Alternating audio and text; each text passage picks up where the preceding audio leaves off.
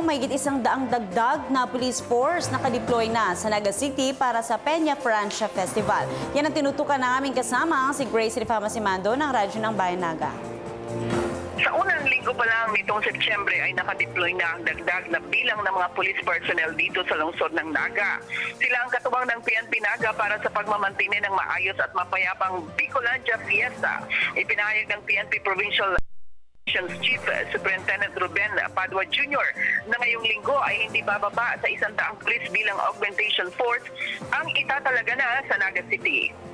Bukod sa kanila, may mas marami pang pwersa ang magmumula naman sa PNP Region 5 Command ang magsisidatingan pa sa susunod na linggo, panahon ng translasyon at mismo sa araw ng kapiyastahan.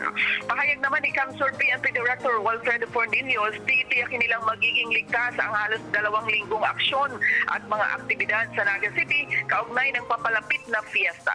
Bukod sa PNP, katuwang din ang Philippine Army, ang Philippine Coast Guard at ang Force Multipliers mula sa mga LGUs. Sa darating na Setyembre 11 ay idaraos na ang bantog na translasyon. Ito ay ang posisyon na maglilipat ng imahe ng Peña Francia mula sa Peña Francia Shrine tungong Naga Cathedral. Umaabot sa halos 1 milyong katao mga debotong dayuhan at balikbayan ang lumalahok sa translasyon. Arawan ng fiesta ng buong Bicolandia ay sa ika-19 at ika-20 ng Setyembre. Radyo ng Bayan Naga para sa Telebisyon ng Bayan, Grace Rifama Simando.